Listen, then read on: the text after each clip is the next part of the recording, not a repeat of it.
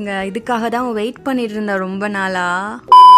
So உண்மையை சொல்லணும்னா இந்த வெட்டிங் வைப்னாலே செம்ம வைப்புங்க. ஆனால் சீரியஸாக சொல்ல போனால் நம்ம ரிலேட்டிவ்ஸை பார்த்துருக்கவே மாட்டோம்னா சின்ன பிள்ளையில விளாண்டுருப்போம். இந்த மே மாதம் ஹாலிடே அந்த மாதிரி மே லீவ்லலாம் நம்ம ஊருக்கெலாம் போயிட்டு வருவோம். ஆனால் அந்த மாதிரி மூமெண்ட் லைஃப்பில் எப்போயுமே திரும்ப கிடைக்காது. அப்போ விளாண்டுட்டு அப்போல்லாம் கசின்ஸு அக்கா தம்பிங்க எல்லாரையும் பார்த்துட்டு விளாண்டுட்டு இருந்து அந்த ஒரு மைண்ட் செட் வந்து இப்போ இருக்குது. ஏன்னா எல்லாருமே வளர்ந்துட்டாங்க, எல்லாருமே வேலைக்கு போகிறாங்க, எல்லாருமே இப்போ காலேஜ் படிக்கிறாங்க, மோஸ்ட்லி எல்லாருமே வேலைக்கு போகிறாங்க. ஸோ அவங்கவுங்க லைஃப்பில் எல்லாருமே இருக்காங்க. அந்த ஒரு பாண்ட் இப்போ இல்லை. பட் அப்போ இருந்த பாண்ட் வந்து இந்த வெட்டிங் டைமில் மட்டும்தான் கண்டிப்பாக அது அப்படியே கேதர் ஆகும். ஊரில் இருந்து நிறைய பேர் வந்திருப்பாங்க. நம்ம சின்ன வயசில் பழகுனவங்க எல்லாருமே வந்திருப்பாங்க. என் தம்பிங்களெல்லாம் சின்ன வயசில் நாங்கள்லாம் மொட்டை மாறியில் என்னை வம்பிழுத்து நான் அவங்கள வம்பிழுத்து செம்ம ஃபன்னாக போயிட்டுருக்கோம் சின்ன வயசில். ஆனால் அவ்வளோவா பேசுகிறது இல்லைனாலும் அந்த மேரேஜில் அப்படியே பார்த்தோன்னா அந்த பாண்ட் திரும்ப எப்படி வந்துச்சுன்னே தெரியல. என்னதான் நாங்கள் பேசாமல் இருந்தாலும் அது அப்படியே ஸ்டிக் ஆயிடுச்சு டக்குன்னு. ஸோ யாருக்கு மேரேஜ் இருந்தாலும் சரி, நீங்கள் சின்ன பிள்ளையா இருந்தாலும் சரி, பெரியவங்களா இருந்தாலும் சரி, எந்த மேரேஜும் மிஸ் பண்ணிடாதீங்க. அதுதான் நான் சொல்லுவேன். நீங்கள் உங்கள் ரிலேட்டிவ் கூட சண்டை போட்டிருந்தாலோ இல்லை அண்ணா கூட சண்டை, அக்கா கூட சண்டை, நல்லா பேசுறதில்ல, இவ்வளோ வருஷமாக பேசுறதில்ல, மூஞ்சி பார்க்குறதில்ல அப்படின்னு நினச்சா கூட நீங்கள் மேரேஜ் போயிட்டா கண்டிப்பாக எல்லாரும் ஒன்று சேர்ந்துருவீங்க. சரி, நம்ம கதைக்கு வந்து என்ன பண்ணுறது, நம்ம ஸ்டோரிக்குள்ளே போவோம் சரின்னு சொல்லிட்டு அக்கா வந்து பெரியம்மா கிட்டேயும் பெரியப்பா கிட்டேயும் ஆசீர்வாதம் வாங்கினா. யாரும் இல்லை, அவளோட அம்மா அப்பா.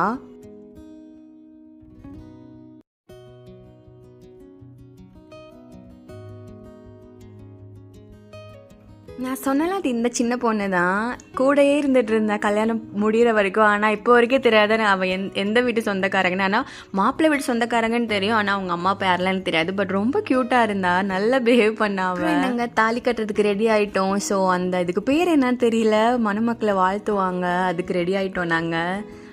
ஐயர் தாலி எடுக்க ஆரம்பிச்சிட்டாரு. செம்ம வாவான மூமெண்ட்டுங்க. எல்லா பொண்ணுங்க லைஃப்லேயும் இது எப்படி சொல்கிறதுன்னு தெரியல, எல்லாருக்குமே தெரிஞ்ச விஷயம் இது.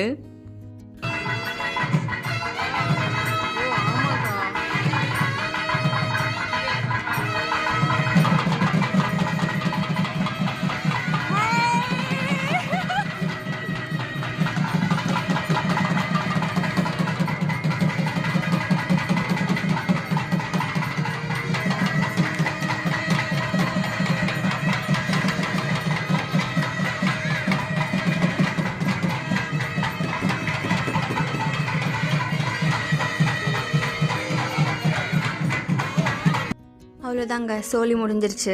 சும்மா சொன்னேன் அப்படியே நல்லபடியாக கல்யாணம் முடிஞ்சிருச்சு அவளுக்கு.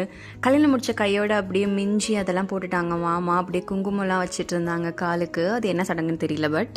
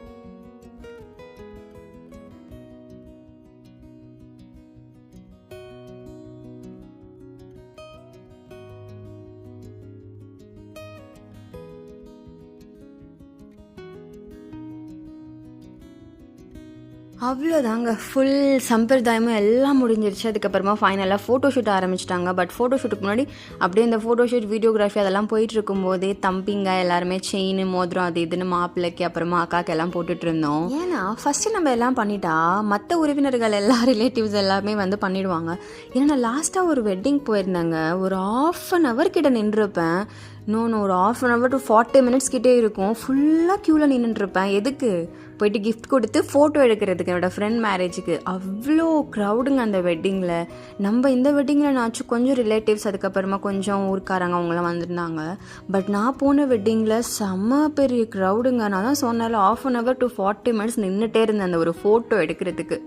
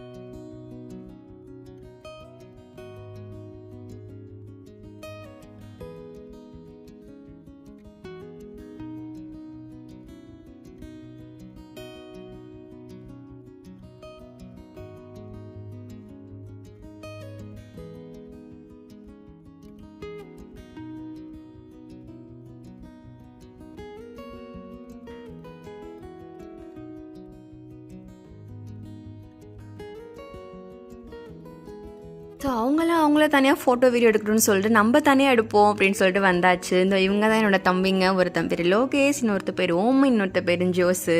3 பேருமே எனக்கு ரொம்ப பிடிக்கும். செம்ம அருந்த வாளுங்க 3 பிள்ளைங்க. அந்த ஃபேஸை பாருங்களேன், எப்படி டயர்டாகி களைச்சி போயிட்டானுங்கன்னு. ஒன்றும் பண்ணலை, தண்டமாக நின்றுட்டு ஓரமாக நின்று ஃபோட்டோ எடுத்துகிட்டு இருந்தானுங்க. ஒருத்தர் வீடியோ எடுத்துகிட்டு இருந்தா, ஒருத்தர் இந்த மாதிரி போஸ் கொடுத்துட்டு போயிட்டு இருப்பானுங்க. அதுவும் இவன் இருக்கானே, இந்த நடுவில் வந்து போஸ் கொடுப்பான் பாருங்களேன், அந்த இவன் தான். இவன் இருக்கானே, என்னக்கா ஒரே பொம்பளை பிள்ளைங்களே இல்லை மண்டபத்தில், யாருமே இல்லையே, சைட் அடிக்கிறதுக்கு யாருமே இல்லைன்னு சொல்லி புலம்பிட்டு இருந்தான். டே இப்போ வேலையை பார்க்குற வழியை பாருடா அப்படின்னு சொல்லிட்டு இருந்தேன்.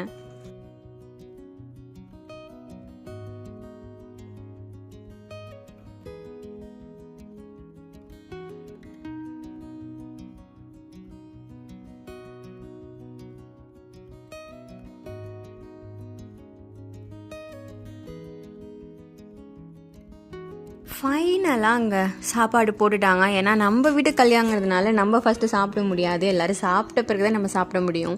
ஆனால் சாப்பாடு எல்லாமே வாவாக இருந்துச்சு, ரொம்ப டேஸ்ட்டாக இருந்துச்சு. சாப்பாடை கண்ணில் காமிச்சோன்னு தாங்க அப்படியே மனசும் நிம்மதியாக இருந்துச்சு, வயிறும் அப்படியே ஃபுல்லாக இருந்துச்சு. ஏன்னா காலையிலேருந்து அவ்வளோவா சாப்பிடல, காலைல ஒரே ஒரு தோசை மட்டும் தான் சாப்பிட்டேன். அதுக்கப்புறமா நான் சாப்பிடவே இல்லை எதுவும். அங்கே போய் நடந்து இங்கே போய் நடந்து, இதை எடுத்துருவா அதை பண்ணு இதை பண்ணு. இதில் வேற என் அக்கா டிஷ்யூ இங்கே கொண்டு வாட்டி தண்ணி கூட்டி அது இதுன்னு சொல்லிட்டு இருந்தேன். அவளே வாடி என் கல்யாணத்துக்கு வருவாள், அப்போ வச்சுக்கிற உன்னை எல்லாம் அப்படின்னு சொல்லிட்டு ஃபைனலாக நல்லா சாப்பிட்டுட்டு இருந்தேன்.